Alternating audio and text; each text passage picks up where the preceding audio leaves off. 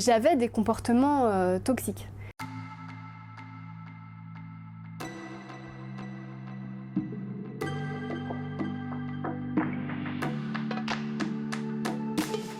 Je dis pas que toutes les personnes traumatisées deviennent toxiques, mais je suis quasi sûre, je suis pas médecin, mais que toutes les personnes toxiques, sauf les psychopathes, viennent de traumas.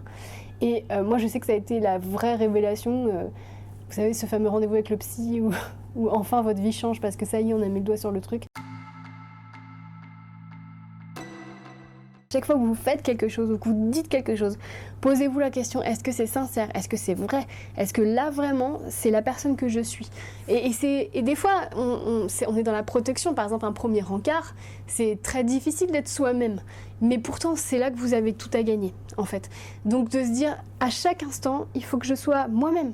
En fait c'est pas essayer de mettre un masque ou quoi. Et quand vous dites quelque chose, par exemple quand vous attendez quelque chose de quelqu'un, une faveur ou une augmentation, ou en fait c'est pas prendre les chemins de travers, c'est dire juste dire écoute moi je pense que je mérite ça, écoute moi je me sens comme ça, qu'est-ce que tu en penses? Vraiment rejoindre les gens sur le terrain de l'authenticité parce qu'en plus c'est inspirant pour les autres. La personne va dire wow, elle joue carte sur table avec moi donc je vais prendre ce chemin là aussi.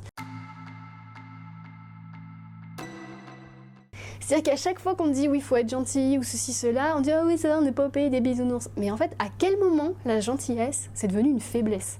À quel moment c'est devenu sujet à moquerie de respecter les autres? D'être juste en fait